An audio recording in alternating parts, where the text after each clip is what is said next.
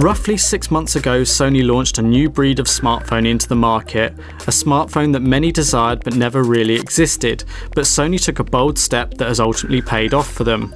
The Xperia Z1 Compact was and still is as powerful as the Sony Xperia Z1 on which it was based, but had a smaller display to make the overall handset more user-friendly, but did not want to sacrifice memory and processing power, which was too often the case with other mini or compact models. With the launch of the Z3 comes the launch of the Z3 Compact to keep the two in line with each other and much closer matched in terms of specification. So with less than a year between the two, how does the latest model stack up? Like its predecessor, the hardware is good but slightly more cutting edge. Compact but powerful is certainly what the Compact offers, and unlike the mini equivalents from Samsung and LG, the Z3C is not mini on specs. Whilst as you would expect this Android phone to be compared to other Android handsets, we cannot rule out the new iPhone 6 with its 4.7-inch display. The Compact is certainly going to shake up this space and should be a consideration for anyone looking at the iPhone 6 but not set on iOS. If not for the benefits the Z3C brings in features, then for the price. Even at RRP, the Z3C is £165 cheaper. Sleek and svelte may not be the words used to describe the original Z1 Compact, but the Z3 Compact is certainly more fitting of such. Not only is it slimmer by approximately 1mm, the softer and smoother curved edges offer a much more comfortable in-hand experience than the bulkier and squarer Z1 Compact. Like its big brother, the Compact has a solid frame, but it feels of plastic in construction, although underneath I believe it is metal. Each of the four corners have a separate piece of material inserted and colour-coded to the device. It detracts from the design ever so slightly, but does have a very practical purpose. It is designed to absorb impacts considerably more effectively when dropped on the corners. With the Z3C gaining an extra 0.3 inches with no increase in resolution, remaining at 720 by 1280, the pixels per inch has taken a little knock-on effect, dropping from 342 to 319. Is the difference noticeable? Maybe to the most particular users and if you really look for it. Sit it next to a Full HD or Quad HD display and then yes, you can tell the difference. Maybe Sony should have included a Full HD display in the Z3C, but it is a question of balance. Images still look bright and crisp, and I think many can argue the screen quality is good enough for a mobile device in my opinion.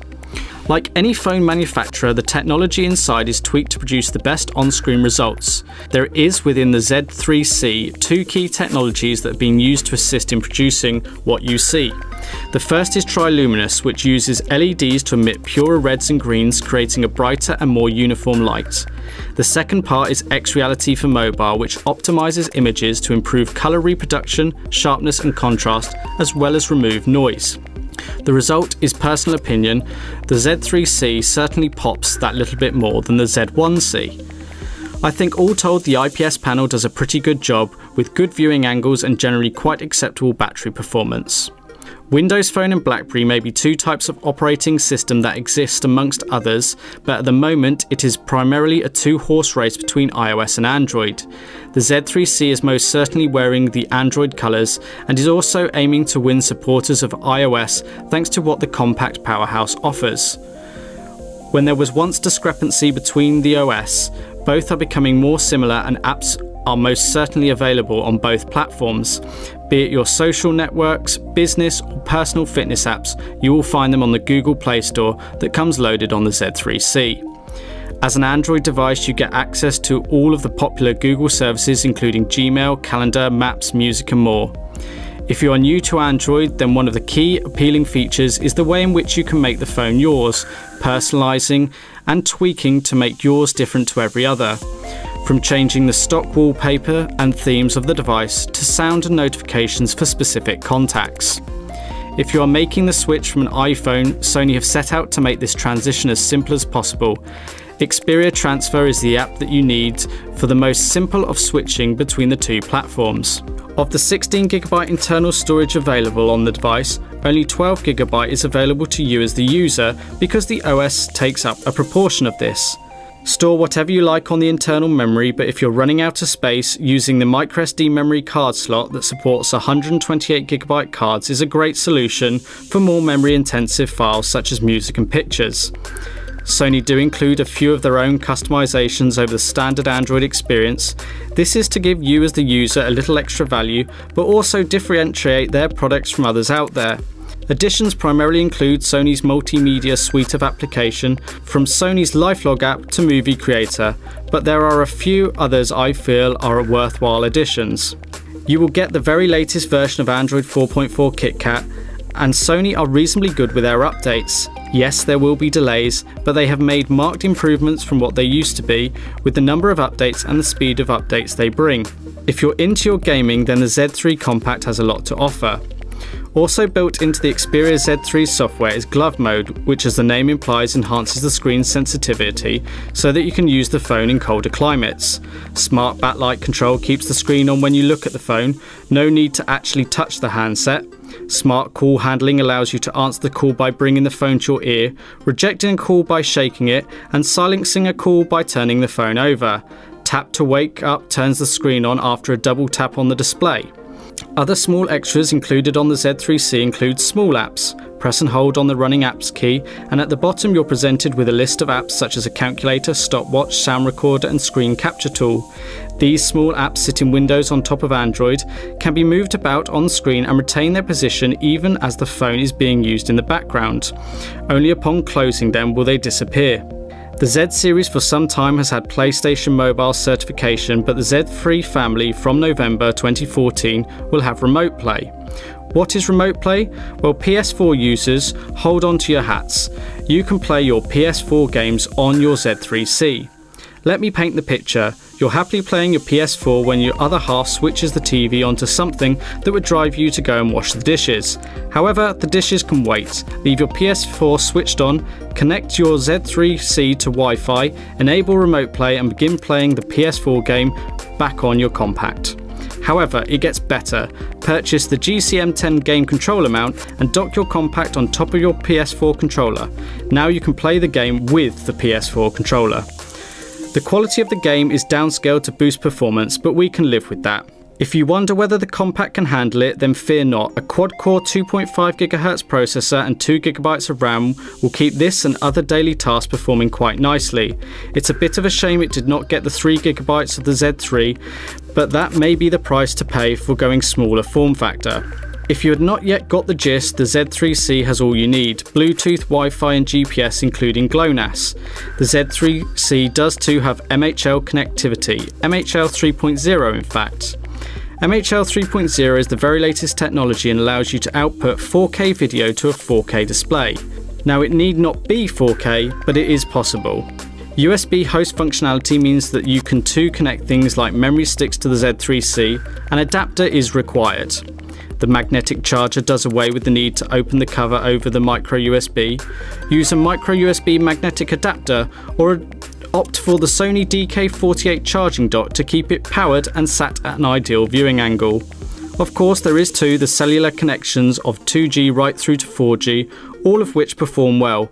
The Z3C does take a nano SIM though. The Z1 Compact produced a reasonable punch when it came to sound, but what I have found as time has gone on is that the speaker located on the bottom is not always practical and sometimes becomes muffled. To keep the Z3C in line with the Z3, the Compact now boasts stereo speakers. Improved audio is helped further by the inclusion of DSEE-HX, Digital Sound Enhancement Engine, and high-res audio. In our unscientific test, the Z3C was registering in the high 80s on the decibel meter, approximately 10 decibels higher than the Z1 Compact. The sound clarity was pretty good, better than the Z1C, although compare it to the Z3 and it sounds a little like it's struggling. The Z3 sounded a little more rounded and balanced. That may have something to do with the speaker and the space in the body of the phone. The Z3C has a few marginal differences over the Z1C camera. The first is that the Z3 now records in 4K, capable in excess of 5 minutes. 4K footage is downscaled when played back on the Compact screen, but can be viewed in true 4K via the MHL connection. The second main difference is the ISO, which means you can capture better low-light photos. There was a marked improvement. Taking the best in Sony camera technology and squeezing it into a mobile is always going to be a challenge, but they have managed to do a good job and the performance is consistent across the Xperia Z family.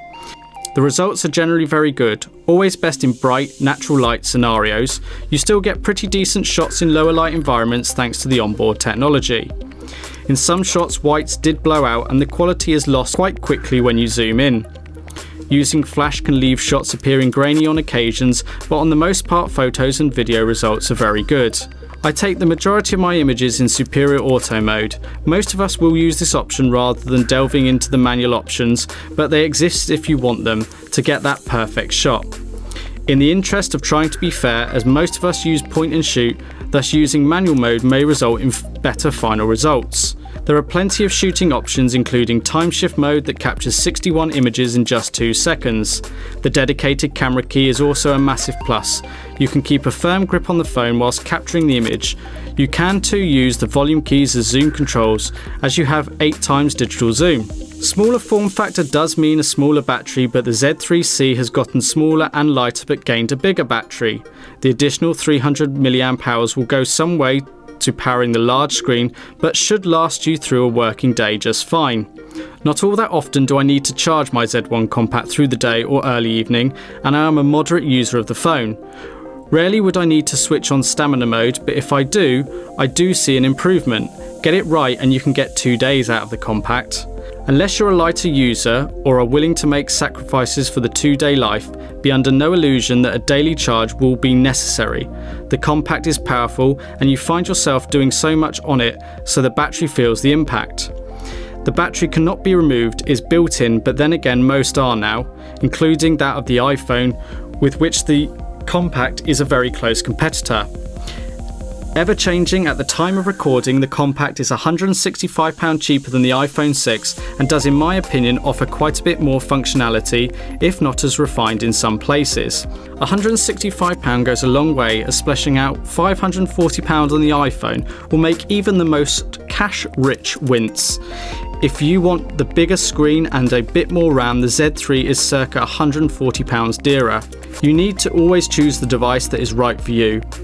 I love my Z1 Compact. It works, it lasts the day, feels comfortable, and I rely on it. I am lost without it. Having spent time with the Z3 Compact, it is obvious that this is a marginal upgrade over the Z1C, and whilst the added differences do not require me to upgrade, small improvements do make a difference. I would have no qualms in upgrading. I know I would feel at home straight away. In fact, I do not want to hand this review unit back. The Compact feels much more in line with the Z3 and comes to market at a time when the iPhone 6 is set to dominate the high street and online advertising. It also feels that more refined and polished with a bit more processing power, more camera options and the brighter display. If you're looking for a compact and powerful workhorse, then you would be doing yourself an injustice to opt for anything else, unless you have a particular need or preference for another device. The Z3C will keep you future-proofed, but you may find a bargain in the Z1 Compact if you do not need the very latest in specs. Whether the Compact range will be upgraded every 6 months like the flagship Z, only time will tell. Whatever, Sony have retained my custom.